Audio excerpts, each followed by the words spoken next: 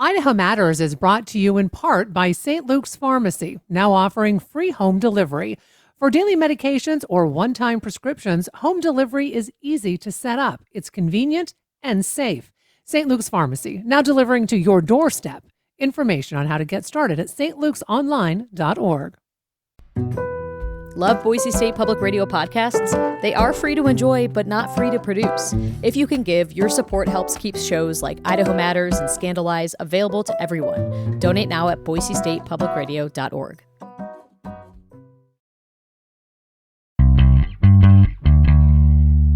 More Idaho Matters now from the studios of Boise State Public Radio News. I'm Gemma Gaudette. Since telescopes were first invented, astronomers have been giving us the ability to see into space farther than the human eye can see. Well, observatories provide scientists the tools they need to study the stars, and they let non-scientists get a peek into a world that they would otherwise never see. Boise State's Astronomical Observatory has been undergoing a renovation, and the multi-year project to update this incredible astronomy hub is almost complete. So here to tell us more is Boise State physics professor Brian Jackson. Brian, it's nice to have you back on the show. Welcome. Hey, how's it going? It's good. So Brian, how long has Boise State how long have they had an observatory, and where is it? Yes, the Astronomical Observatory on Boise State's campus has been here since 1977. So it's been a long time. And it's been on top of the education building on campus, on the west side of campus, since 1978. So education is the tallest building on campus except for the football stadium. So it's a good spot to put an observatory. So Brian, when did the remodel start, and what changes have you been making to the observatory during this time?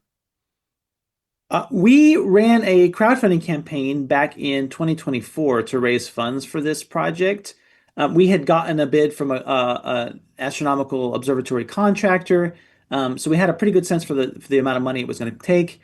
And we went to the community and asked them, this is your observatory. This is an observatory that we've used for outreach, teaching, and some research for many, many years. And we'd really love to have you, the community, involved with this. And so we raised $120,000 back in 2024, and then conducted a series of contracting assessments and assessments for prices and budgets and things like that. And work really began in earnest here in the summer.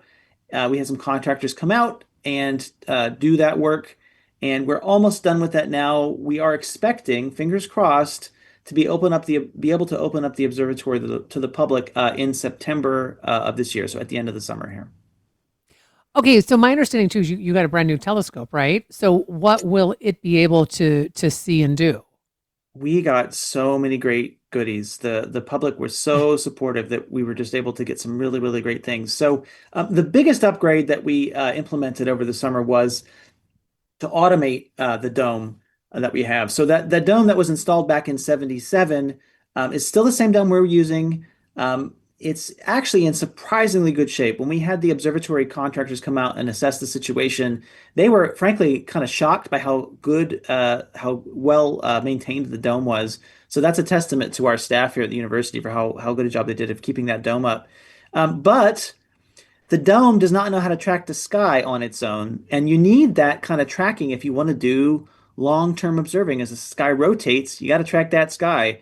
And so the primary upgrade that we've implemented is to make it so that the dome can actually track the sky along with the robotic telescope that we have. So what kind of research, Brian, will you be able to do with this new telescope?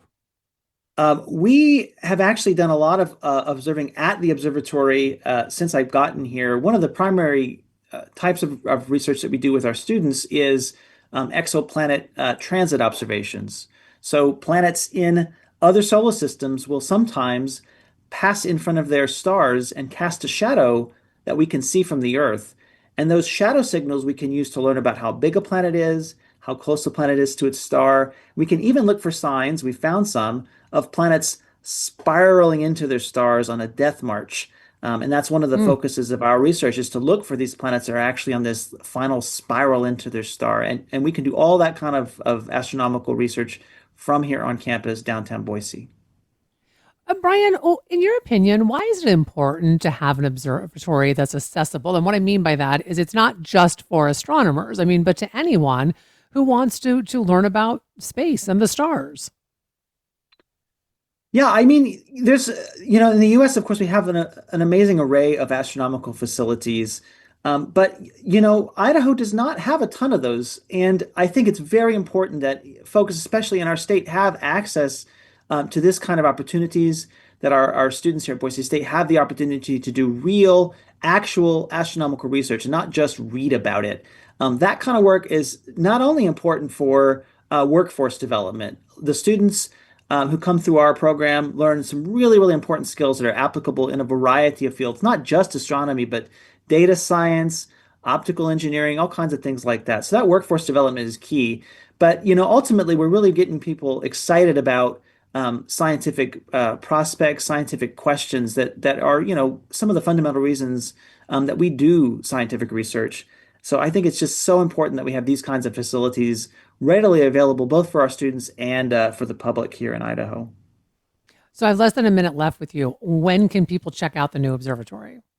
Yeah, so like I said, we're hoping to open it up at the end of the summer here. So you probably know we host a monthly astronomy lecture series on the first Friday of every month, which we call First Friday Astronomy. We're hoping on the first Friday in September, which I believe is September 4th, to be able to open that observatory up as part of that program. This fall 2026, is actually the 10-year anniversary for our First Friday Astronomy lecture series. And so I just think it would be great to inaugurate that 10-year anniversary celebration with the opening of this facility, which is largely funded by the Boise State community. Well, I want to thank you so much for taking time with us today, Brian. We've been talking with Boise State physics professor Brian Jackson about the renovation of the Astronomical Observatory on campus in Boise. And thanks so much for listening to Idaho Matters from Boise State Public Radio. Do you have thoughts about today's episode? Make sure you email us at idahomatters@boisestate.edu or reach out on our socials. If you're really enjoying this show, a quick rating or review on Apple or Spotify really helps other folks discover us, and we'd appreciate it. Every day on Up First, NPR's Golden Globe-nominated morning news podcast, we bring you 3 essential stories. At the heart of each story are questions. What really happened? What really mattered? What happens next? At NPR, we stand for your right to be curious and to follow the facts. Follow Up First wherever you get your podcasts and start your day knowing what matters and why.